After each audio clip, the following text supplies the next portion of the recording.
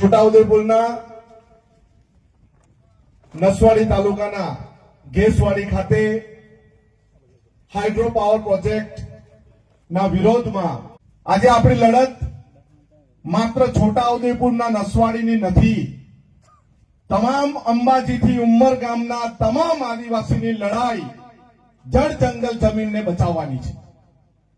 દરેક જગ્યાએ તમે જુઓ તો નારંગી ગેંગના ભક્તો, આ નારંગી ગેંગના ધારાસભ્યો, આ નારંગી ગેંગના સંસદ સભ્યો આપણા આદિવાસી વિસ્તારની જમીન શોધીને એને કઈ રીતે લૂંટી લેવાય, એને કઈ રીતે કોઈ એજન્સીને આપી દેવાય, એને કઈ રીતે કોઈ પ્રોજેક્ટમાં નાખી દેવાય, એને કઈ રીતે વેદાંતા જેવી કંપનીઓને આપી દેવાય, એને કઈ રીતે મોટા મોટા અભયારણ્યોમાં આપી દેવાય, એને કઈ રીતે પ્રવાસનના ધામો બનાવાય, એવું કાયમ પેરવી અને ષડયંત્ર રચતી આ ભાજપની સરકાર છે। એટલે મેં ગયા વખતે પણ કીધું છે, અભયસિંહ તડવી જેવા નેતાઓ તમારા ગામમાં આવે એટલે કે ભાઈ તમે જાઓ, અમારે તમારું કોઈ કામ નથી। અમને પિન્ટુભાઈએ કાલે કીધું કે તાલુકા પંચાયતમાં ચૂંટાયેલા, જિલ્લા પંચાયતમાં ચૂંટાયેલા નેતા અને ગ્રામ પંચાયતમાં ચૂંટાયેલા સરપંચો જો જળ જંગલ જમીન બચાવવા માટે આપણી વારે નહીં આવતા હોય ને તો આપણે એવાનું કોઈ કામ નથી। એના ઘરનો ઘેરાવો કરીને કેવો કે તમે આદિવાસીના પ્રમાણપત્ર મેળવેલા છે એટલે તમે સરપંચ છો, તમે આદિવાસી સમાજના પ્રમાણપત્ર મેળવ્યા છે એટલે તમે તાલુકાના સભ્ય છો, તમે જિલ્લાના સભ્ય છો અને તમે ધારાસભ્ય અને સાંસદ જો કદાચ તમારી પાસે આદિવાસીનું પ્રમાણપત્ર ન હોય ને તો આ ચોર ભાજપના લોકો તમને કોઈ પણ મેન્ડેટ આપવાના નથી।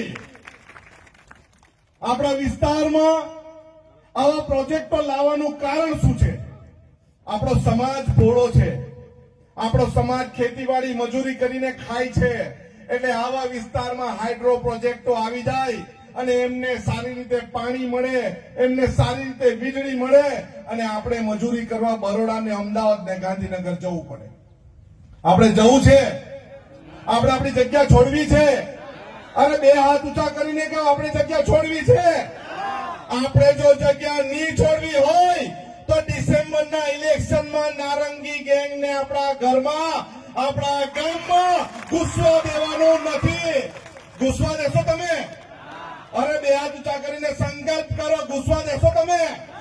અરે આપણે અભયસિંહ તડવી પાસે પણ જવાબ માંગવાનો છે ભાઈ કે તું 2027માં ધારાસભ્યમાં મત માંગવા આવવાનો છે કે નથી આવવાનો? જો તારે મત માંગવા આવવું હોય તો અમારી વરે તારે આવવું પડશે, નહીં તો તારું અમારે કોઈ કામ નથી। આપણે બે ટંકનું કમાઈને, મજૂરી કરીને, ખેતી કરીને કમાવા વાળા છે, પણ જો આપણી જમીન નહીં હોય તો આપણે શું કરશું? આપણે જમીન વગર જીવી શકવાના? આપણે જમીન વગર જીવવાના? આ ચોર લુચ્ચી સરકાર એમ કે અમે વિકાસ કરીએ છીએ, પરંતુ આદિવાસી સમાજના નામે જો વિનાશના નામે વિકાસ કરે એવો વિકાસ અમને જોઈતો નથી।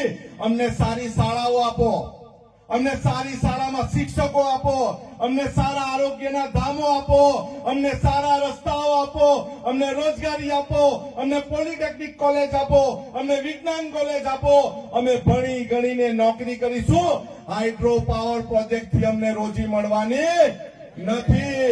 અને હું તમને ખાતરી આપું છું, સંઘર્ષ સમિતિને ખાતરી આપું છું, અમારી સ્ટેજ પર બેસેલી તમામ આગેવાનો, કોંગ્રેસના આગેવાનો તમારી સાથે છે।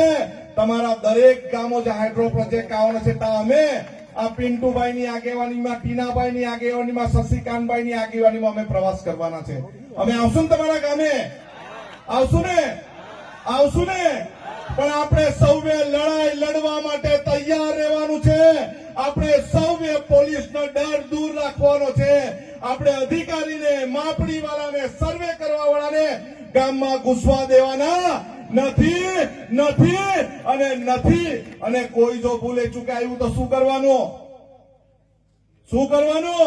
આપણે એનો ઘેરો ગાલવાનો અને કહેવાનું, ગયા વખતે આવેલા ને અભયસિંહ તડવીને જસુભાઈ, કલેક્ટર આવેલા ને, એસપી આવેલા ને, હવે કેવું એ લોકોને બોલાવો નહીં તો મારા ગામમાં ઘૂસવાની જરૂર નથી. અમે સંવિધાનમાં માનનાર આદિવાસી છે. સંવિધાન અનુસૂચિ 5 અનુસૂચિ 6 માં અને 244(13)3 માં રૂઢી પ્રથા ગ્રામ સભા રાખવાનો આપણને અધિકાર છે. અને તમારે જો અમારા ગામમાં સર્વે કરવા આવવું હોય તો પેસા એક્ટ મુજબ ગ્રામ સભા કરો અને ગ્રામ સભાની પૂર્વ મંજૂરી લઈને મારા ગામમાં પગ મૂકજો. નહીં તો તારો પગ તારા પગમાં નહીં રહે, તારા શરીરમાં નહીં રહે એવું કહેવાની તાકાત આપણે રાખવી પડશે. આપણે એકદમ શાંતિ પ્રિય છે અને સંવિધાનમાં માનનારા છે. પણ જો કોઈ આંખ ઉઠાવીને જોવાની કોશિશ કરે ને તો એની આંખ કાઢી લેવાની તાકાત પણ આદિવાસી સમાજમાં છે. આદિવાસી સમાજના લોકો ગિલોલ અને ગુફેલ એમ જ લઈને ફરતા નથી, તીર કામઠા એમ જ લઈને ફરતા નથી, એને ચલાવતા પણ આવડે છે. અને અમને ચલાવવા મજબૂર નહીં કરશો, અમને ડરાવવા મજબૂર નહીં કરશો. અમારા નેતા રાહુલ ગાંધી કહે છે મારો આદિવાસી કભી ડર્યો નથી અને ડરવાનો નથી, સહેવાનો નથી અને ઝૂકવાનો નથી. ચાહે પોલીસની ફોજ લગાવી દો કે ચાહે અધિકારીની ફોજ લગાવી દો, અમે કોઈનાથી બાપથી ગભરાવાના નથી. અને એક હાકલ કરજો, આનંદ પટેલને આવતા 4 કલાક થશે તમારી વચ્ચે, તમારી સાથે અને તમારી લડાઈમાં અમે સૌ તમારી સાથે રહેશું. પરંતુ આપણે લડવાનું છે, એક થઈને લડવાનું છે. પછી એવું નહીં કહેવાનું કે શશિકાંતભાઈ રાઠવા છે, પછી એવું નહીં કહેવાનું પિન્ટુભાઈ ભીલ છે, પછી એમ નહીં કહેવાનું આનંદ પટેલ ધોડિયા છે, એમ નહીં કહેવાનું રાજુભાઈ પારગી છે. આપણે સૌ કોણ છે? આપણે સૌ કોણ છે? આપણે સૌ કોણ છે? આપણે સૌ આદિવાસી છે. અને આ ભારત દેશના મૂળ માલિક છે એવું મેં નથી કહેતો, એવું સુપ્રીમ કોર્ટ કહે છે કે આ દેશનો જો કોઈ મૂળ માલિક હોય તો કોણ છે? કોણ છે? કોણ છે? આપણે સૌ આદિવાસી છે. આપણે શાંતિ પ્રિય છે, જળ જંગલ જમીનના રખવાળા છે, પ્રકૃતિ પૂજક છે. પણ આદિવાસી સમાજની અસ્મિતા પર કોઈ હુમલો કરશે, આદિવાસી સમાજની સંસ્કૃતિ પર કોઈ હુમલો કરશે, એ હુમલાને ચલવી દેવાના નથી. અને ફરી એકવાર બોલો, લડેંગે.